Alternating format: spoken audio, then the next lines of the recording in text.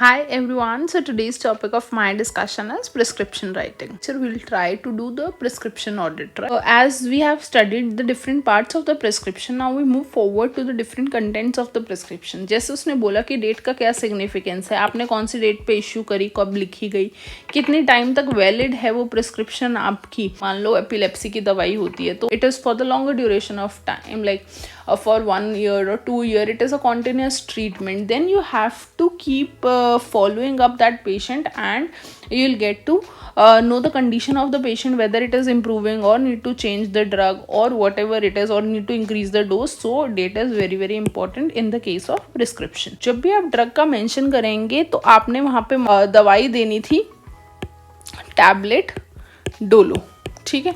तो this is wrong. Dolo 650 आप कभी भी मेंशन नहीं करते हैं. This is very very wrong. You have to first of all you have to write in capitals, that is tablet. आप पूरा टैबलेट नहीं लिखते हैं, आप कभी भी नहीं लिखेंगे टैबलेट. तो आप टैबलेट का हमेशा TAB डॉट होता है, कैप्सूल का CAP डॉट होता है, इंजेक्शन का INJ डॉट होता है. So these are the things you need to refer before starting any name of the drug. तो अगर मान लो मुझे यहाँ पे टैब लिखना है तो टैब डॉट कर दिया मैंने. अब ये जो टैब वाला डॉट है ये कौन से ड्रग को रेफर कर रहा है, तो आपको यहाँ पे जेनरिक ड्रग लिखना होता है. सपोजिंगली मैं डोलो 650 लिख रही थी तो मुझे यहाँ पे पैरासीटामोल लिखना पड़ेगा. पैरासीटामोल को क्या मैं PCM लिख सकती हूँ? नो, मैं PCM नहीं लिख सकती हूँ. मुझे पैरासीटामोल ही लिखना पड़ेगा, कैपिटल्स में लिखना पड़ेगा दवाई का नाम. अगर मैंने पैरासीटामोल लिख दिया 500 mg ट्वाइस डेली, आजकल हम ODBD TDS या फिर कोई भी निमोनिक HS कुछ भी यूज़ नहीं करते हैं. आपको क्या लिखना होता है, आइदर यूज़ वंस डेली और वंस अ डे और ट्वाइस डेली और 2 times a day, 3 times a day. So you have to mention it the generic names. आपको स्ट्रेंथ ज़रूर मेंशन करनी होती है क्योंकि बहुत सारी दवाइयाँ होती हैं जो 2% में आती हैं, 5%, 10% में आती हैं. तो you should be very very specific कि किस स्ट्रेंथ में आपने देनी. जो आप रूट ऑफ एडमिनिस्ट्रेशन पेशेंट को स्टेट करने वाले हैं, मान लो आप ओरल दे रहे हैं, आप इंजेक्टेबल दे रहे हैं, जो भी आपका रूट ऑफ एडमिनिस्ट्रेशन है, या तो वो इंग्लिश में मेंशन करिए या उनकी वर्नाकुलर लैंग्वेज में मेंशन करिए. लाइक आपको 3 times a day देनी है तो either we now started using 3 dots stating that कि it is morning tablet, this is lunch tablet and this is dinner. तो 3 टाइम दिन में करने के लिए हम ऐसे भी स्टेट कर देते हैं. हिंदी समझ में आती है और पेशेंट को इंग्लिश नहीं समझ में आती है, तो what you try to prefer, तो यू मेंशन सुबह शाम रात and you state the 3 doses forms. आपको कोई भी एब्रीविएशंस नहीं यूज़ करनी, which I have told you कि ODBD TDS HS ये सब आजकल बैन हो गया है. So these are the clear instructions you need to write in the prescription, right. We must be knowing about the prescription for children, and prescription for children में भी हम गलती कर देते हैं. अच्छा, we need to know the mistakes so that we can write the correct version. And the second type of question comes in your exam is prescription audit और critical appraisal, and all the mistakes you find out you have to mention it in the comment section, right? So this is another type of exercise which you need to perform in your practical exams or during your pharmacology second year of MBBS. in case of children, usually जो adult को हम dose देते हैं हम उसका half कर देते हैं. सपोजिंगली पैरासीटामोल 500 mg की आप एक एडल्ट में देते हैं जो कि रिकमेंडेड है. आप उसका क्या करते हैं, कोई आपसे बात करता है कि हाँ, if you are not paediatrician and if you are a physician or if you are a normal doctor or something like that, so what basic tendency you have is you do the half of the dosage. Like for the paracetamol 500 mg you'll say give the half tablet, आधी गोली खिला दो उस बच्चे को. तो आधी गोली बच्चे को 5 साल वाले को भी खिला रहे हो, 7 साल वाले को भी खिला रहे हो, 10 साल वाले को भी खिला रहे हो. and 250 mg is not for every age and not for every weight, right? So in pediatrics especially there are different formulas for the calculation of the dosage form for the children, right? One thing. And second mistake which we do is now when you give syrups in the children, तो there is demarcation in the bottle itself. उसकी cap के ऊपर 5 ml 10 ml की markings available होती है. But बहुत सारे parents वो प्रेफर ना करते हुए या बहुत सारे डॉक्टर्स वो वाला कंडीशन ना मेंशन करते हुए हम उस पर 1 स्पून 2 स्पून लिख देते हैं. Now this is also wrong. Like in the case of prescription we should never mention like कितना आपको स्पून देना है, because teaspoon and tablespoon are different. For every family there is a different teaspoon and a tablespoon. जो आपके पास kitchen spoon है वो 3 ml वाला है, मेरे घर में 4 ml वाला है. अब 3 का हाफ 1.5 होता है और 4 का हाफ 2 होता है, तो whatever is given to you और रिकमेंडेशन टू यू, अब हम तो उसमें सिर्फ प्रिस्क्रिप्शन में ये लिखा हुआ मिलेगा ना, हाफ स्पून या हाफ टी स्पून या हाफ टेबल स्पून, बट उसमें डोजेज फॉर्म डिफरेंट हो जाती है, फ्लक्चुएट कर जाती है। तो is much better if you start using the medicine cup, या तो आप यूज़ कर लें या आप ड्रॉपर यूज़ कर लें, या कैलिब्रेटेड स्पून्स आते हैं वो भी यूज़ कर सकते हैं, या फिर जो निपल्स होती है बॉटल्स की वो यूज़ कर सकते हैं without the bottle intact. So this is another common mistake seen with the prescription in the children. You need to mention, you need to be very cautious about this, right? Now comes कि what we can do to enhance the safety profile of the prescriptions. हमसे क्या क्या गलती हो रही है और हम उसको कैसे कैसे improve कर सकते हैं. So the different error or the prone area of the error is with the abbreviations. Like if the abbreviation is written at and they have a meaning of at, तो कभी कभी मिस इंटरप्रेटेड एज 2 हो जाता है, या plus की जगह आप 4 रीड कर लेते हैं, आप IJ की जगह IV, इंजेक्शन की जगह IV यूज़ कर लेते हैं, IU जब आप लिखते हैं तो वो IV की तरह इंटरप्रेट कर सकता है। तो हमेशा इसलिए आजकल रिकमेंडेशन क्या है कि आप फुल फॉर्म्स लिखिए, वंस डेली आप लिखना चाहते हैं, बट वो राइट आई एज्यूम हो सकता है। और एब्रीविएशंस में हमें डेसिबल्स का बहुत ध्यान रखना होता है। 1.0 मिसरेड एज 10, और अगर आपने यहाँ पे लगाया ही नहीं 0.5 नहीं करा, मतलब आप जब स्टार्ट कर रहे हैं, अगर आपकी कोई डोजेज फॉर्म, एंड में कभी भी 0 से एंड नहीं करना है, 0.0 करके नहीं एंड करना है। स्टार्टिंग में अगर आपने लगाना है तो आप लगा सकते हैं, just to give you reference, ताकि आपको ये मिस्टेकन एज 5 ना लगे। These are the mistakes which we need to amend and correct, so that our prescriptions are much better in the way we want it to be. So in the 4 columns of the prescriptions, like stating the superscription, the inscription, subscription and transcription, वहाँ पे कहीं पे भी आपको more than less than का sign नहीं बनाना होता. This is not recommended. अगर आप कोई 2 दवाई या कोई भी दवाई और उसकी डोजेज फॉर्म के बीच में स्पेस भी नहीं दे रहे हैं, तो it can B misread as something else. Last का जो इसका L है वो कंबाइन होके 300 mg की जगह 1300 mg भी रीड किया जा सकता है. तो आपको बहुत सारी ऐसी चीज़ों का ध्यान रखना पड़ेगा। और पहले बहुत ज़्यादा ऐसा यूज़ किया जाता था, कॉन्टिन्यू सेम ट्रीटमेंट। तो आप क्या करते थे, इवनिंग राउंड्स पे डॉक्टर जाते हैं, they keep writing CST instead of writing CST, write the complete doses names. Same continue भी रखना चाह रहे हैं तो आपको वहाँ पे मेंशन करना पड़ेगा और डिसकॉन्टिन्यू करना पड़ेगा ये वाली एब्रीविएशंस को यूज़ करना।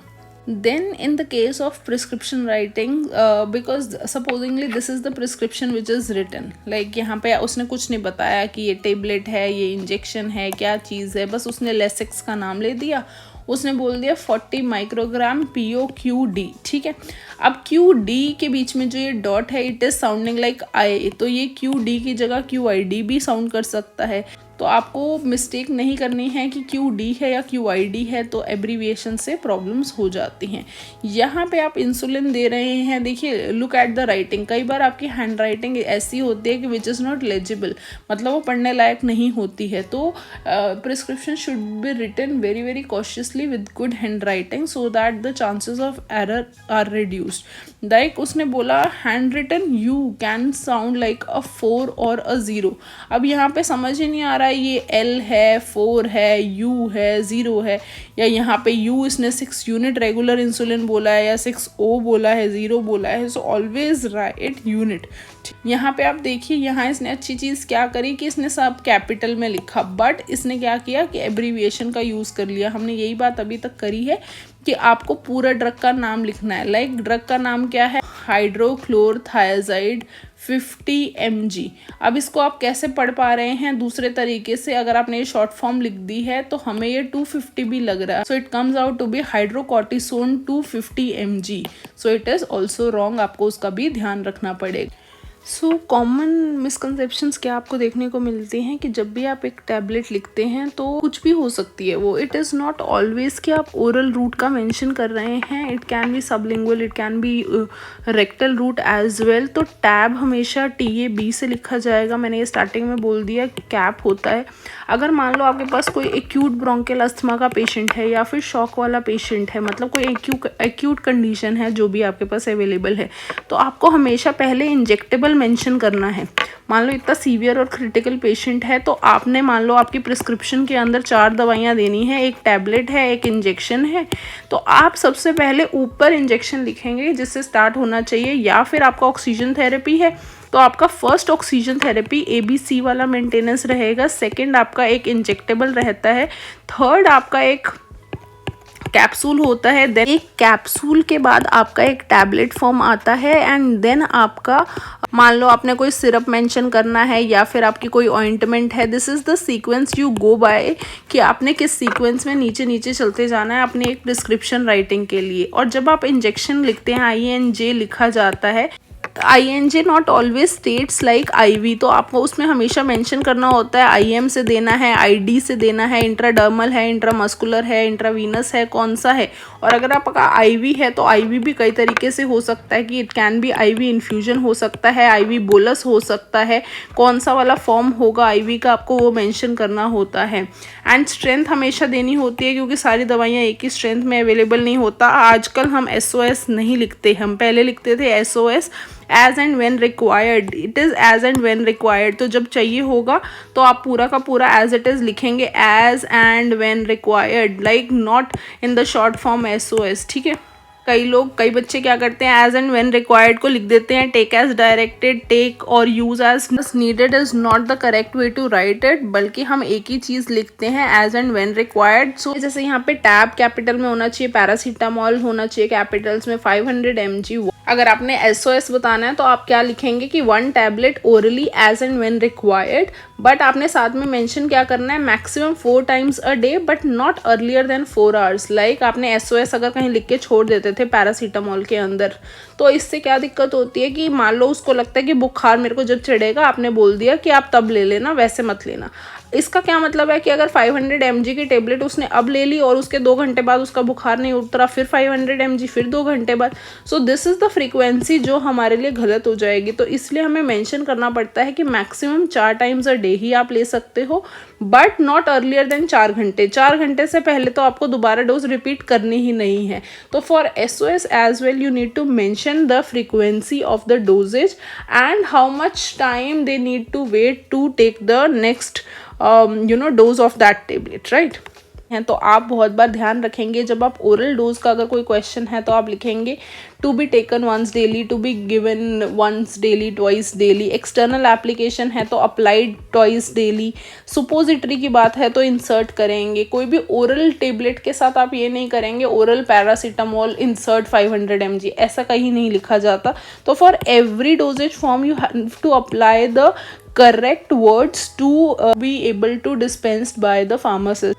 So with this I come to the last part of today's lecture. Prescription audit के अंदर आपको गलती निकालनी है तो या तो आपको डायरेक्ट क्वेश्चन कैसे आता है, right a prescription about acute migraine, और दे स्टेटेड लाइक कि a patient 40 years old female having aura or blackouts and severe headache, frontal one side headache। तो आपको एक डायग्नोसिस बनाना होता है कि हाँ यार ये माइग्रेन की पेशेंट हो सकती है।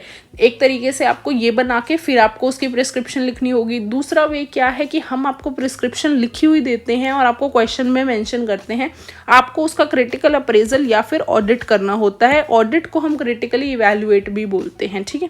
सो ये मान लो if this is my question, I am making this question out, क्योंकि मैंने जो सारी आपको अभी तक गलतियाँ या चीज़ें समझाई हैं, now it is the time for you to understand and tell me back कि आपको इसमें क्या क्या गलती मिली या फिर हम इसको कैसे कैसे इम्प्रूव कर सकते हैं, ठीक है। उसने क्या बोल दिया, मेल पेशेंट है 26 year old का, 64 kg वेट दे दिया, बर्निंग पेन इन एब्डोमेन हो रहा है और 2 हफ्ते से हो रहा है। आफ्टर इवैल्यूएशन और एग्जामिनेशन वो ड्यूडेनल अल्सर से सफ़र कर रहा था और उसको इंग्लिश पेशेंट को समझ में आती है। अब इसको हमें क्रिटिकली इवैल्यूएट करना है with the corrections required for the given prescription. So आप मान लीजिए मैंने क्या बताया था, आप डॉक्टर हैं तो डॉक्टर सुजाता, आप MBBS MD लिखेंगे, आप कौन सी जगह पे प्रैक्टिस कर रहे हैं, आपका फ़ोन नंबर क्या है, आपका ईमेल ID और आपका रजिस्ट्रेशन नंबर क्या है। So this is correct, but this correct has to be here, like यहाँ पे आना चाहिए था। Right column is for the doctor, left column is for the patient, ये हमने बात कर ली थी।